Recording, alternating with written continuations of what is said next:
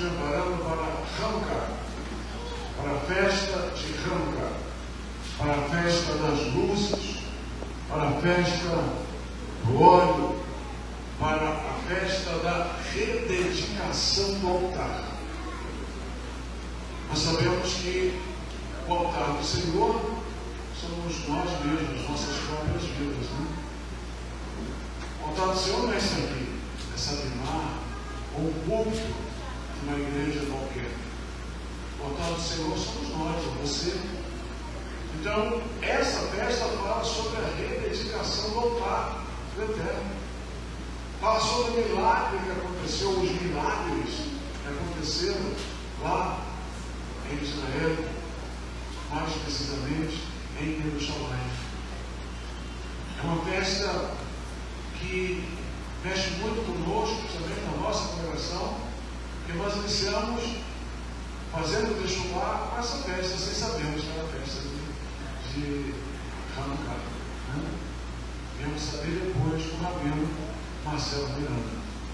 Então é uma festa para nós muito importante, não só para nós, mas para todo o povo de Hashem que o adora, explica a verdade e está realizando o Teshuvá para todo o judeu, né?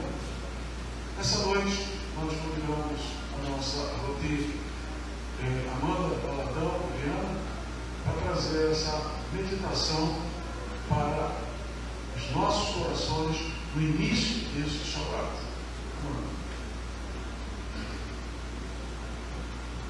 Vamos orar, fazer essa tefilá. Baruch atah Adonai Eloheinu melech haolam, bendito sejas tu, Senhor supremo, Rei do universo. Eterno, que tenhas recebido o nosso louvor, a nossa adoração. Agora, Hashem, que possa falar conosco através do pregador desta noite. Aquele que estará trazendo essa drachá, a tua palavra. A palavra é tua. A palavra tua é kadosh, é santa. Tu possas falar com cada um de nós que aqui estamos e aqueles que porventura nos assistem. Nós te suplicamos que tu abençoes o pregador desta noite e a todos nós que estamos atentos à tua Dvar Elohim. Choramos gratos com o perdão das nossas faltas. Hashem, Yeshua HaMashiach. Amém. Só beber uma aguinha rapidinho.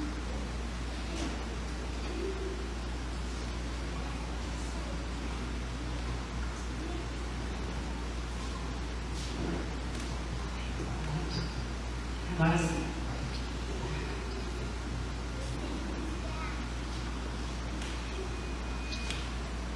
Nessa noite, aprove o Senhor, quero o Senhor ministrar, nos ensinar, na verdade. Toda a palavra do Eterno é divinamente inspirada, né? Pelo Espírito, foi escrita por homens inspirados pelo Eterno. Então, de Gênesis a Apocalipse, é o Eterno que está falando. Amém? Então, começa por aí, né? Nós temos que crer na palavra de Deus como um todo. E nessa noite o Senhor quer falar sobre um assunto um tantinho delicado, mas é algo que é importante porque nós convivemos com pessoas e lidar com pessoas não é nada fácil. Então nessa noite o Senhor quer falar sobre algo que está relacionado às inter-relações entre pessoas. E nós vamos falar de uma característica que é um tanto perigosa. O Senhor quer nos ensinar nessa noite a lidar com aquele que dissimula. Uma pessoa dissimulada. Eu fiquei até eu entender o que o Senhor queria falar, eu tive que meditar, e é isso mesmo. E os irmãos vão entender durante toda a palavra o que o Senhor quer nos ensinar. Vamos abrir lá em Jeremias, profeta Jeremias, capítulo 40.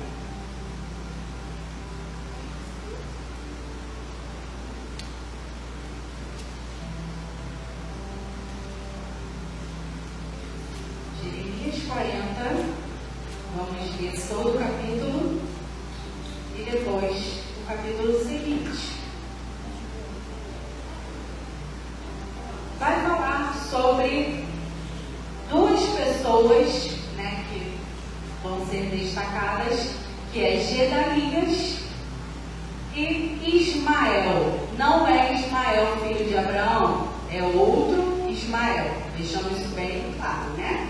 Os nomes na Bíblia se repetem, assim como os nossos nomes na Bíblia também se repetem. Então, esses serão os nomes focados nessa noite. E vamos lá. E a palavra da Eterna diz assim, lá em Jeremias 40, versículo 1. Palavra que veio a Jeremias da parte do Senhor. Depois que Nebuzaradã, capitão da guarda, o deixou ir de Ramá, quando o tomou, estando ele atado com cadeias, ou seja, preso, no meio de todos os do cativeiro de Jerusalém e de Judá, que foram levados cativos para a Babilônia. Porque o capitão da guarda levou a Jeremias e lhe disse: o Senhor, teu Deus, pronunciou este mal contra este lugar. E o Senhor o trouxe e fez como tinha dito. Está falando para Jeremias. Porque pecastes contra o Senhor e não obedeceste à sua voz, pelo que vos sucedeu tudo isto, né? Tem uma trajetória até a chegada da Babilônia. Agora, pois, eis que te soltei hoje das cadeias que estavam sobre as tuas mãos, e foi liberado de suas prisões. Agora prestem atenção. Se te apraz, aí ele faz uma proposta, né, para Jeremias. Se você quiser, se te apraz vir comigo para a Babilônia, vem e eu velarei por ti, ou seja, vou cuidar de você. Mas, se não te apraz vir comigo para a Babilônia, deixa de vir. Ele deixou a escolha, ele liberou ele do cativeiro e deixou ele escolher se ele queria ir com ele ou não. Continuando. Olha, toda a terra está diante de ti. Para onde parecer bom e reto aos teus olhos que vá, para ali vai. Então tá.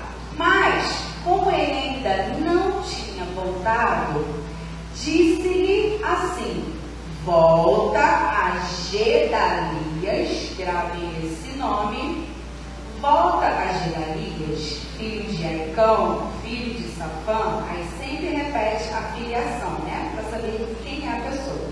A quem o rei da Babilônia pôs sobre a cidade de Judá, e habita com ele no meio do povo. Ou, se para qualquer outra parte te aprouver ir, vai. E deu-lhe o capitão da guarda, que é Gedalias, sustento para o caminho e um presente, e o deixou ir. Então, recapitulando, foi liberado do cativeiro, deixou a critério dele se ele iria com ele para a Babilônia ou não, mas que ele procurasse Gedalias, que ia mantê-lo lá, inclusive com sustento. Ok? Continuando. Assim veio Jeremias a Gedalias, filho de Aicão, até Mispa, e habitou com ele no meio do povo que havia ficado na terra. Então ele escolheu ir. Ouvindo, pois, todos os príncipes dos exércitos que estavam no campo, eles e os seus homens, que o rei da Babilônia tinha posto sobre a terra a Gedalias, ou seja, ele deixou no comando ali da terra Gedalias, filho de Aicão, e que lhe havia confiado os homens, as mulheres, os meninos e os mais pobres da terra, estava responsável por todos eles, que não foram levados cativos para a Babilônia. Ou seja, eles estavam como pessoas livres. Vieram ter com Gedalias. As pessoas que vieram até Gedalias, de prontidão. Primeira pessoa que foi até ele, Ismael, gravem esse nome. Foi a primeira pessoa que foi ter com ele. Fiquei sabendo que Gedalias foi colocado como capitão da guarda. Primeira pessoa que se apresentou, Ismael. Ismael, filho de Netanias. E também Joanã, ou na versão judaica fala Yohanan, né? Porque não tem esse som de J no hebraico, né, Mara? Isso, então o nome correto é Yohanan.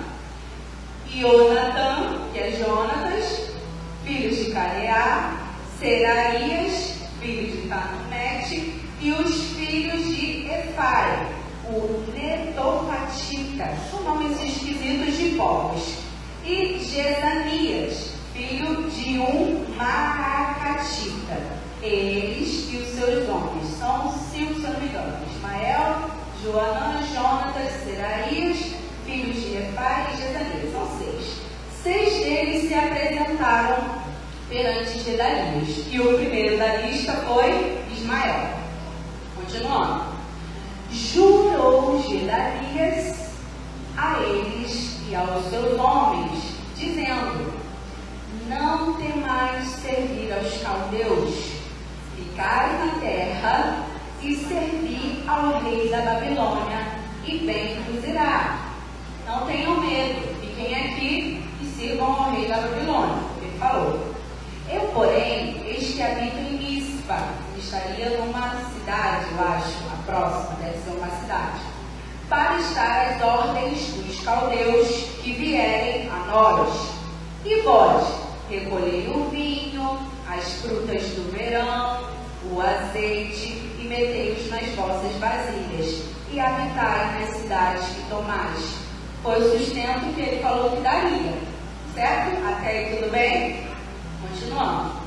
Do mesmo modo, quando todos os judeus estavam em Moabe, e entre os filhos de Amon e em Edom, e os que havia em todas aquelas terras, ouviram que o rei da Babilônia havia deixado o resto em Judá, e que havia posto sobre eles Gedalias. 12. Tornaram então todos os judeus de todos os lugares para onde foram lançados, e vieram à terra de Judá até ele, até Gedalias, a Mispa, onde eles se encontravam, e recolheram vinho e frutas do verão com muita abundância. Joanã, ou Yohanan, filho de Careá, prestem atenção, e todos os príncipes dos exércitos que estavam no campo foram até Gedalias e disseram-lhe: olha o que Yohanan falou para ele: bem sabes que Baalins, rei dos filhos de Amon, enviou a Ismael, filho de Netanias, foi aquele lá o primeiro que se apresentou para falar com Gedalias. Bem sabes que o rei dos filhos de Amon enviou a Ismael para te tirar a vida, mas não lhes deu crédito Gedalias, filho de Edom. Ou seja, Yohanan deu um aviso até Gedalias, mas Gedalias não deu muita atenção nesse aviso, tipo, né, na nossa linguagem de hoje, ele está viajando, né? Que isso? Me enviou para me matar? Mas foi isso que ele falou. Continuando. Todavia, Joanã, ou Yohanan, falou a Gedalias em segredo. Aí ele foi até ele e falou: irei agora e ferirei a Ismael, filho de Netanias, sem que ninguém o saiba. Ele propôs matá-lo antes que ele tentasse matar Gedalias. Por que razão te tiraria ele a vida E todo Judá que se tem congregado a ti seria disperso e pereceria o resto de Judá. Ele falou, em outras palavras, por que você vai deixar alguém te matar e destruir tudo aquilo que você tem até aqui conquistado? Mas disse Gedalias, filho de Aicão, a Johanã, não faças tal coisa, porque falas falsamente contra Ismael. Ou seja, você está levantando um falso contra Ismael. Gedalias respondeu assim. Aí vamos lá no capítulo 41, o que aconteceu depois disso. Sucedeu, porém, no mês 7º, que veio Ismael, filho de Netanias, de sangue real, e os capitães do rei, a saber, 10 homens com ele. Ele foi e não foi sozinho. Ele foi até Gedalias, filho de Aicão, a Mispa, e ali eles comeram pão juntos em Mispa. Ele primeiro foi até Gedalias e fez uma refeição diante de pessoas que estão diante da realeza. O capitão da guarda diz aqui que ele era cidadão real, fez uma refeição. Vamos pensar naquele café da manhã, né, no palácio, ele e mais 10. Continuando.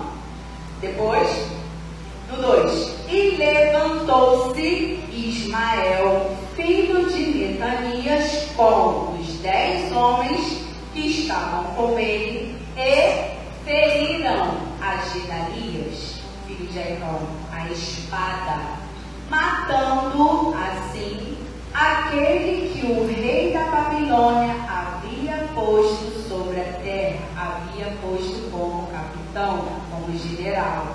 E Gedalias foi morto. Também feriu Ismael todos os judeus que estavam com Gedalias em Mispa, como também aos caldeus, homens de guerra que se achavam ali. Sucedeu, pois, no dia seguinte, depois que ele matara a Gedalias, sem ninguém o saber, vieram homens de Siquém, de Siló e de Samaria, 80 homens, com barba raspada, vestes rasgadas e um corpo retalhado. E eles traziam nas suas mãos oferta de manjares, incenso para levarem à casa do Eterno. Saiu-lhes ao encontro Ismael a esses homens, chorando. Ele foi até esses 80 homens, chorando, como alguém que estivesse, muito triste. E sucedeu que, encontrando-os, lhes disse: vinde a Gedalias, filho de Aicão. Vamos até Gedalias. Gedalias já está morto, né, gente? Sucedeu, porém, que indo eles até ao meio da cidade, matou-os Ismael, filho de Netanias, e os lançou num poço, ele e os homens que estavam com ele, os 80 homens. Vamos lá, acompanha o raciocínio. Mas houve dentre esses 10 homens que disseram a Ismael, ou seja, então morreram 70, né? Não nos mate a nós, porque temos no campo tesouros escondidos, trigo, cevada, azeite e mel. Em troca, eles dariam isso pelas suas vidas, para que Ismael não matasse eles. E ele, por isso, os deixou e não os matou, como a seus irmãos. E o poço em que... Vamos pular lá para o 10. Ismael levou cativo. Lembra que todo mundo tinha sido livre? Estavam lá na Babilônia mais livres? Ismael voltou ao cativeiro a prender. Ismael levou cativo a todo o resto do povo que estava em Mispa, as filhas do rei e todo o povo que ficara em Mispa, que Nebuzaradã, capitão da guarda, havia confiado a Gedalias, levou os cativos Ismael e foi-se para passar aos filhos de Amon. Ouvindo, pois, Joanã ou Johanã e todos os príncipes dos exércitos que estavam com ele, todo o mal que havia feito Ismael, lembra que Johanã falou que tentou avisar, né? As Gedalias. Vendo ele que havia acontecido tudo isso, todo esse mal, tomaram todos os seus homens e foram pelejar contra Ismael, ou seja, guerrear, e acharam-nos ao pé das muitas águas que há em Gibeão. E aconteceu que, vendo todo o povo, as pessoas que estavam ali em cativeiro, vendo que estava Ismael, a Johanã e a todos os príncipes dos exércitos, quando eles viram que Johanã estava vindo, que vinham com ele, o povo se alegrou, tipo, aí está a nossa salvação. Johanã vai fazer alguma coisa para nos libertar. E todo o povo que Ismael levara cativo de Mispa, virou as costas e voltou e foi com Johanã. Nessa hora acho que deu uma coragem, né, eles aí, e eles foram para trás de Johanã e voltaram com ele. Então, Johanã, filho de Careá, e todos os príncipes dos exércitos que estavam com ele não estava sozinho, e todo o resto do povo que ele havia recobrado de Ismael, depois que tinha sido ferido Gedalias, e aos homens valentes de guerra, às mulheres, os meninos e aos eunucos que haviam recobrado, partiram indo habitar em Jerusalém, que está perto de Belém, para dali entrarem no Egito, por causa dos caldeus, porque os temiam. Por causa de quem? Por causa de Ismael, que feriam as Gedalias. Então vamos lá, irmãos, para a gente contextualizar. Nós vamos falar um pouquinho de algumas características que uma pessoa dissimulada tem, né? Já vimos algumas aqui no texto, se vocês tiverem prestado atenção. Uma pessoa dissimulada é aquela que oculta os seus sentimentos ou intenções, ou seja, ela finge, ela é falsa ou hipócrita.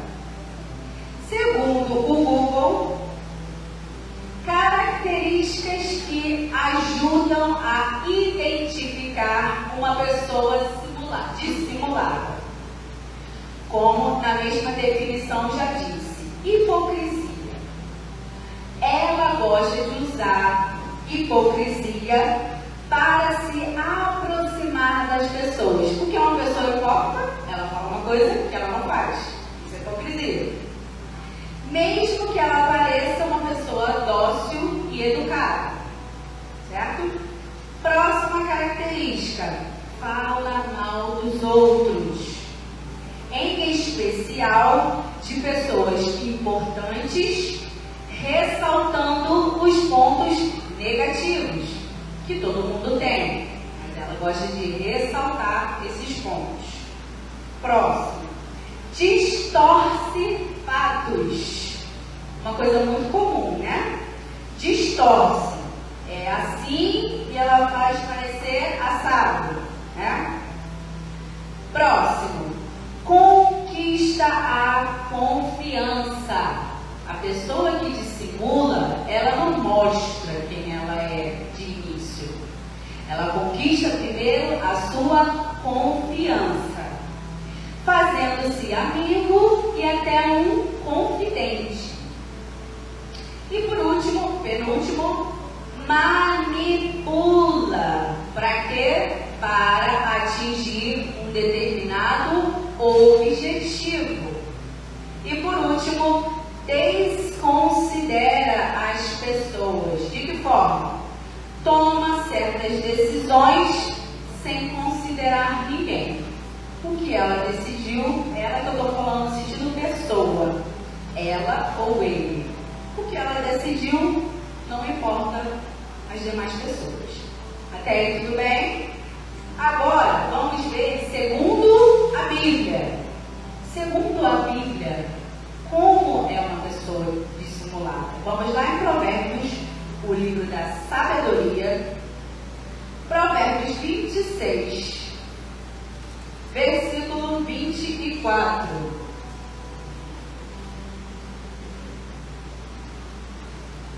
Provérbios 26, 24 diz assim: aquele que aborrece, na versão judaica, aquele que odeia, dissimula com os seus lábios, mas no seu interior encobre o engano. Então, o primeiro ponto é que a pessoa que é dissimulada é cheia de ódio. É cheia de ódio no seu interior.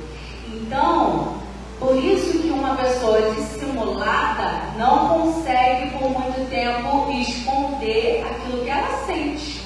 Porque ela é uma pessoa que vive cheia de ódio. Uma hora as suas características vão sobressair. E continuando, no 25 e no 26, de Provérbios 26, diz assim: embora fale agradavelmente, não confie nele, porque em seu coração há 7 abominações. Quais são as abominações que falam no mesmo livro de Provérbios? Alguém quer chutar? Relembrar? As 7 abominações? A gente pode falar pelo menos a última, né? Que é aquele que semeia contenda entre os irmãos.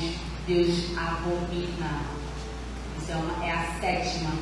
Deus que fala lá, eu não lembro o capítulo, que Deus abomina aquele que semeia contenda entre os irmãos. E no coração deste há as 7 abominações. E no 26, o seu ódio pode ser dissimulado pela falsidade, mas sua impiedade será revelada na assembleia. Em algum momento, essas características vão aparecer e vai ser revelado aquele que está dissimulando.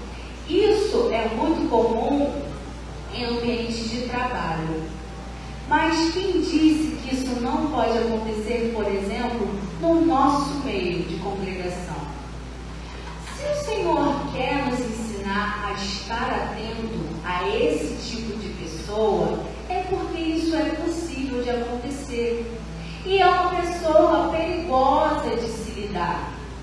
Então nós temos que ter muito cuidado e estar atento a esse tipo de comportamento, a esse tipo de pessoa. São pessoas, a gente sabe que a nossa luta não é contra carne nem sangue, diz a palavra de Deus. Porém, a palavra de Deus também nos ensina que a gente tem que ser prudente como a serpente. Então, quando o Senhor nos ensina algo para a gente ser prudente e prestar atenção e notar. Nós temos sim que conhecer uns aos outros, nós temos sim que receber a todos, mas estar atentos uns aos outros, as características boas e as características ruins também. Para que, se Deus permitir que alguém entre assim, a gente não ser enganado ou até influenciado algo da parte de Satã. Porque o que Satã quer? É usar alguém.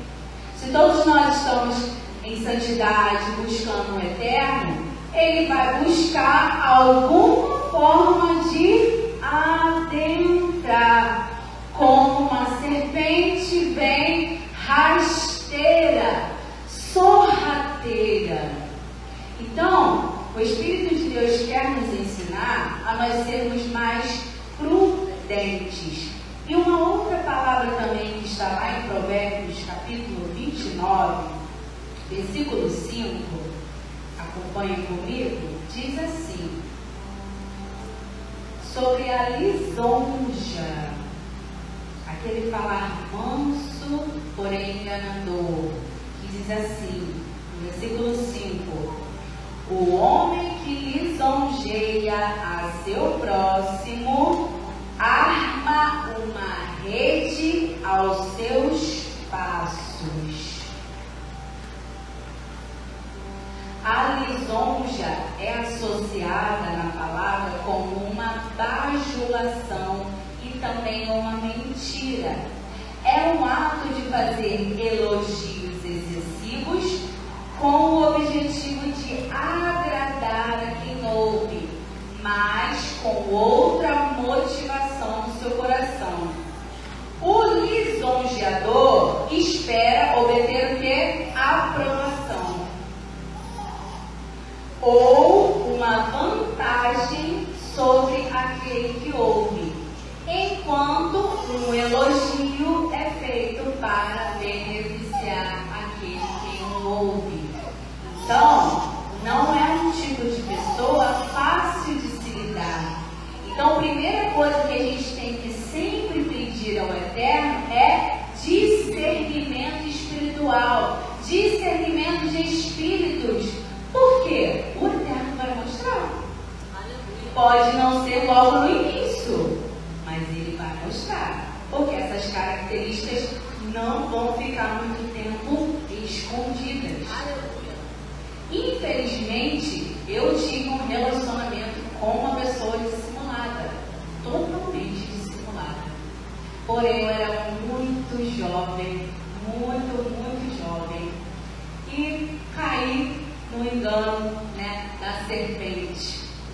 E é muito ruim porque você conviver com uma pessoa dissimulada, você nunca sabe quando ela está falando a verdade. Porque ele vive mentindo, ele ou ela vive mentindo. Então, você não tem segurança naquela pessoa, Podemos colocar aqui como uma característica, a pessoa não passa segurança. É sempre uma coisa incerta, que te deixa, tem alguma coisa, mas você não sabe o que é. Então, que o Espírito nos ensine a cada vez mais lidarmos com esse e qualquer outro tipo de pessoa e sermos pessoas prudentes e estarmos ligadas no Espírito do Eterno. Shabbat Shalom. Shabbat Shalom. Glória a Deus.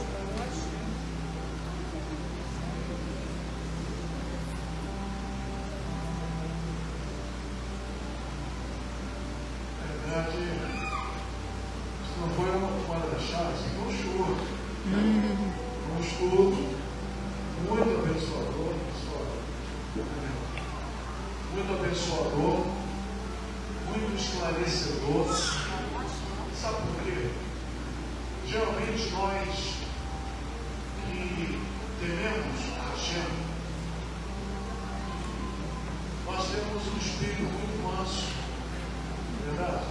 Um espírito manso. O que é um espírito manso? Você julga as outras pessoas por você. E na realidade, nós temos que estar atentos àquelas pessoas que nós não conhecemos, que se aproximam de nós. Não é que a gente venha estar desconfiando de toda pessoa. Não é isso. Mas o Eterno nos fala na sua palavra que nós devemos ficar A todo momento. A todo momento.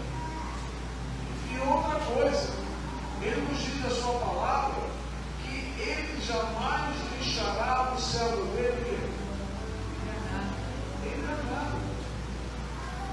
Pode até demorar. Aleluia. Dentro do nosso tempo, do nosso cronômetro, mas dentro do tempo de Deus, não. No momento certo, o Eterno vai mostrar que as máscaras estarão caindo. Porque Deus é Deus.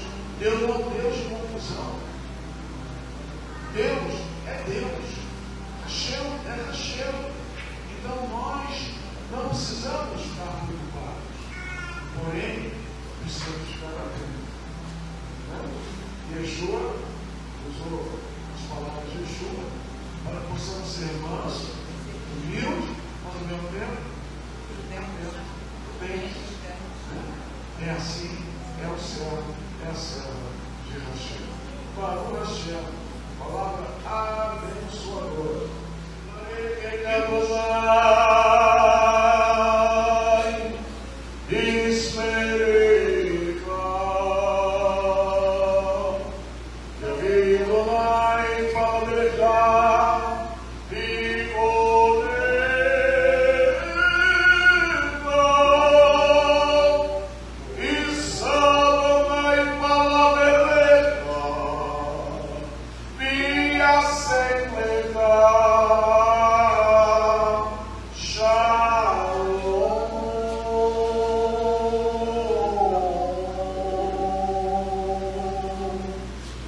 Que o Senhor nos abençoe demais. Que o Senhor faça esclarecer o seu rosto sobre ti e tenha piedade de ti. Que o Senhor sobre ti levante o seu rosto e ponha em ti a paz. Hashem, Yeshua HaMashiach, Adonai, o Moshiach Yakar. Amém. Em nome de Yeshua, o nosso querido Senhor e Salvador. Amém. Que o Senhor os abençoe. Shabbat Shalom, que vem para hoje. Até amanhã, às 9h30 da manhã.